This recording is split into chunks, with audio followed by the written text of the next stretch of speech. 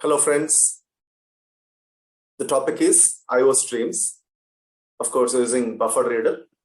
So we are using scanner also regularly these times. So let's understand this BufferedReader. This is one of the way where we can take the value dynamically from the end user. To understand, for example, when the program is running, so dynamically when we want to take the value from the end user, so how we have done in C language, I think we'll do with the scanf statement in C language. Using scanf, the end user will enter some value and the program will read the value dynamically. So if it is C++, we'll take with the cin. So dynamically, cin will take the value from the end user. But here in Java, so there is no such command like this, like scanf or any function like scanf or cin. But here we have IO streams. And that too, we have a BufferedReader concept, of course. We have different readers and writers. Okay. So yeah, one of the thing is we go with the BufferedReader. So let's understand with a small program. So how we'll take the value from the end user dynamically. Okay. Yes.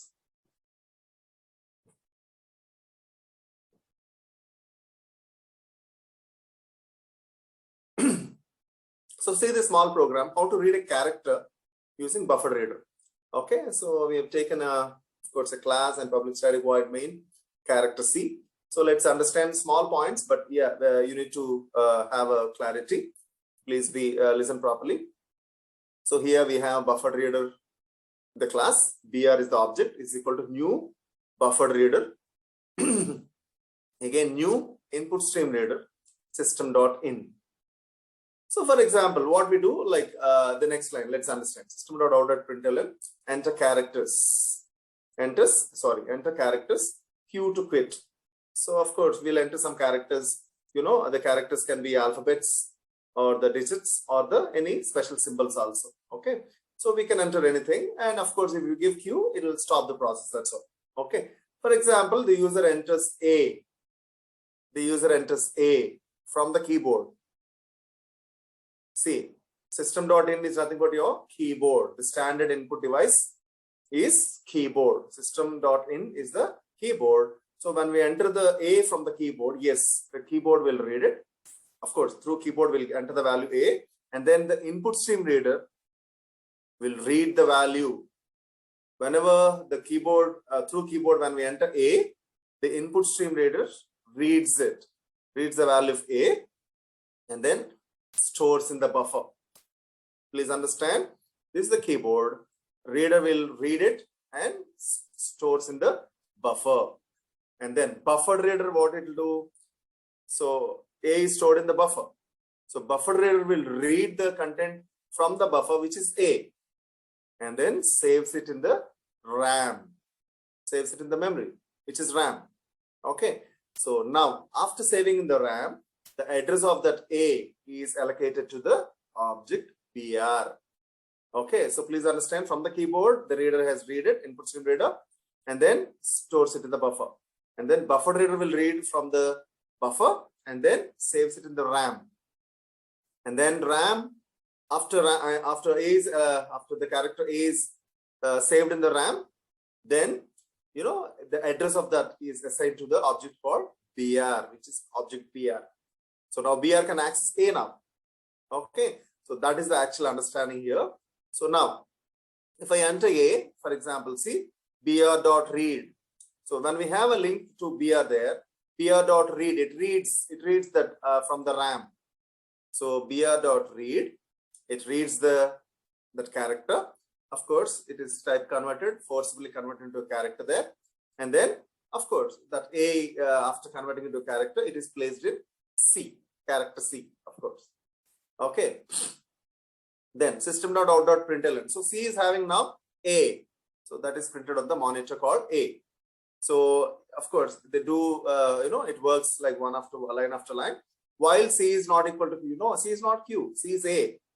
So if it is not Q, again it will go back to the here. It starts again. The loop runs once again for the second iteration. Again, br.read. For example, now I enter 7. br.read. So that's why we are forcefully changing into character. So it can be the digit, or it can be a character, I mean alphabet, or it can be a special symbol. So forcibly we are converting into character. So C will have 7 now. Again, system.out.println C, that is 7 is printed on the monitor. Again, I want to print hash. So then again, BufferedReader.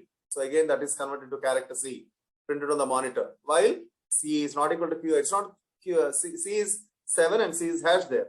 So of course, ultimately I want to give Q. Then, so BufferedReader character, now C is Q. So it prints Q on the monitor. And then while C is not equal to, no, C is equal to Q. So if that is true there, so C is not equal to Q, but C is Q. I mean, Q is not equal to Q. No, it's false. So before up to here, these 3, it is true. So A is not equal to Q is true, 7 is not equal to Q is true, and hash is not equal to Q is true. But when we enter Q, Q is equal to Q, but the condition is not equal. So it is false. So then it just comes out of it. And then, of course, let's see the execution process now. Let's, the same program, whatever we have seen, that is, the program is stored in the notepad here. So this notepad, of course, I have saved in the D drive. Okay, D, of course, some folder, we will check it. So then we'll go to the command prompt. Okay, so SVG Java we have stored. So then Java C, let's compile it fast. BufferedReader.java. Okay, you can see the notepad. So see BufferedReader.java.